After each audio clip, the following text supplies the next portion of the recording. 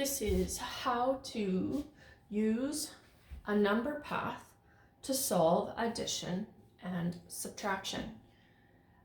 Before we begin, if you have not watched the video using a number path, then I recommend that you go back and just review that lesson before you begin using your number path to solve addition and subtraction. Today I'm going to use my number path to solve addition and subtraction in my adding and takeaway book. And I'm going to be using it to complete part of the questions that are on page 16, families of 7, fact families of 7, and I'm going to be solving some of the equations in this part right here.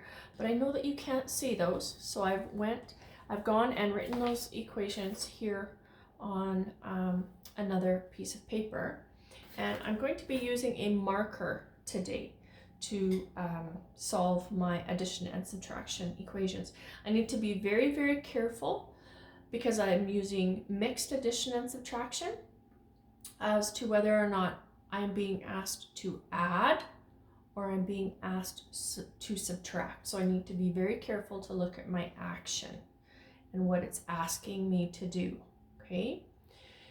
One thing to remember is when we are adding on a number path, we are counting forward. And when we are subtracting on a number path, we are counting back. Let's look at our first one. It's asking us to start at 2. So I'm going to put my marker on 2. And then my action is to add 5. We remember add 5 means count on 5. So I need to count on 5. 1, 2, 3, 4, 5. And I land on 7, but I remember that when I land on 7, it actually shows or represents 7 things. 2 plus 5 equals 7. Now that was a lot of hopping, and often you hear me say, put the larger number in your head. It's easier if you start with the larger number. You'll notice that this is the turnaround or switcheroo equation from 2 plus 5. So let's try that. If we start with the larger number 5, so that's my start. Now I'm looking at my action. It's asking me to add 2, and we know that that means to count on 2. So I'm going to count on 2. 1, 2. And I still land on the number 7, and I understand that that means 7 things. Okay, so I still got the same answer, 7. Now I found that easier because I only had to hop 2 times, and it's harder to lose track. If I have to hop a lot, then it is easier to lose track. Okay, let's try it for the subtraction ones. My eyes have looked at the action ahead of time to get my brain ready. So I'm looking at that, and I know that it means that I'm going to be asked to remove or take away or separate 5 things. So I am ready to count back because I know to subtract means to count back. This tells me I'm going to start on the number 7.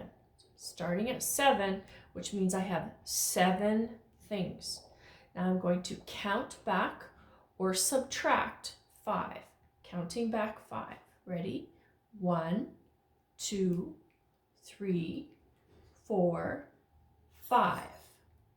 So I land on the 2, and I know that 7 subtract 5 equals 2. And I remember that if I land on 2, it actually means that I have 2 things. Let's try one more. This one tells me I'm starting at 7.